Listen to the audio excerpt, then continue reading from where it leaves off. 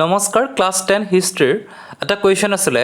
Right a brief note on the Indian National army Indian national আৰ্মিৰ ওপৰত এটা note লাগে চ' এই কুৱেশ্যনটো বহুত বেলেগ টাইপতো আহে discuss about Indian National Army what is Indian National Army so' সেইখিনি তোমালোকে এই এনচাৰটোৰ মাজতে পাই যাবা so' answer is after the separation of the Quit India Movement যেতিয়া শেষ হৈ গ'ল এইটো একচুৱেলি ছাপ্ৰেছ কৰা গৈছিলে by the British government there was hardly any political activities inside the country till the end of the Second World War so' তাৰপিছত কি হৈ গ'ল কোনো political party against the British এনেকুৱা কোনো মানে তেওঁলোকৰ ষ্টেণ্ড লোৱা নাছিলে up to Second World War তেতিয়া ছেকেণ্ড ৱৰ্ল্ড ৱাৰ আৰম্ভ হৈ গ'ল in 1941 the Subhash Chandra Bose was twice elected as a president of Congress, was interned in his own house in Calcutta for his anti-British activities. So, Subhash Chandra Bose তেওঁ কি কৰিছিলে দুবাৰ president আছিলে কংগ্ৰেছৰ ইলেক্টেড মানে তেওঁক ইলেক্ট কৰা হৈছিলে by the party members so' তেওঁক কি কৰিছিলে কালকাতা হাউচৰ পৰা ব্ৰিটিছে গ্ৰেপ্তাৰ কৰিছিলে for the British anti British activities but he was eluded the police negligence and went to Afghanistan Russia Germany Burma and Malaysia so' এতিয়া কি কৰিলে ইলিউডেড মানে হৈছে পলাই যোৱা বা এস্কেপ হৈ যোৱা চ' পুলিচৰ পৰা গৈ পেলানি ক'ত জেগাত গ'ল Afghanistan Russia Germany Burma and Malaysia so' in 1943 Rash Behari Bose revive the Indian National Movement তো 1941ৰ পিছত যেতিয়া 43 হ'ল লাহেকৈ তেতিয়া ৰাছ বিহাৰী বোসে কি কৰিলে ইণ্ডিয়ান নেশ্যনেল আৰ্মিটো ৰিভাইভ কৰিলে যিটো আগতে আছিলে কিন্তু বস্তুটো ছাপ্ৰেছ হৈ আছিলে সেইটো ৰিভাইভ কৰি দিলে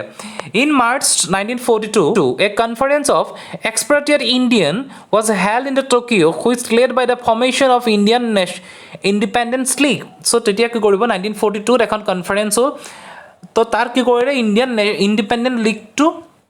ফৰ্মেশ্যন কৰিব বিচাৰিলে consequently in the Bangkok conference বেংককৰ এখন কনফাৰেন্স হৈছিলে Subhash Chandra Bose was invited to Japan সেই বেংকক কনফাৰেন্সখনত সুভাষ চন্দ্ৰ বোসক কি কৰিছিলে জাপানলৈ ইনভাইট কৰিছিলে after his arrival Rash Behari Bose resign from the presidency in Indian Independence League in favour of Bose আৰু যেতিয়া তেওঁ আহিলে তেওঁ ৰাছ বিহাৰী বোসে কি কৰিলে তেওঁ ৰিজাইন কৰি দিলে সুভাষ চন্দ্ৰ বোসৰ কাৰণে in 1943 in Singapore the provisional government of Free India was formed in which civilians were invited to recreate it. So,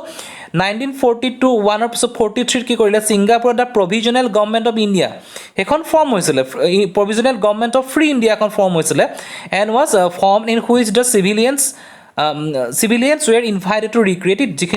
য'ত তোমাৰ চিভিলিয়ানখিনিকো তেওঁলোকক ইনভাইট কৰা হৈছিলে the Indian National Army took help of the Japanese army to fight against the British. Indian National Army কি কৰিছিলে Japanese army লগত help লৈ fight against the British.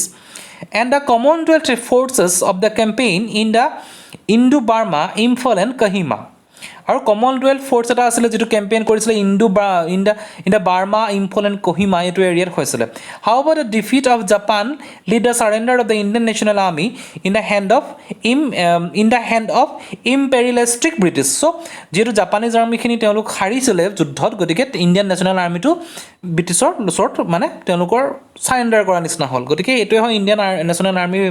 ডিটেইলছটো কেনেকৈ কি হৈ গ'ল প্ৰথম তোমাৰ ক'ত কেনেকৈ ফৰ্ম হৈছিলে আৰু তাৰ ডিটেইলছখিনি গতিকে এইটোৱে ভিডিঅ' কিবা থাকিলে জনাব থেংক ইউ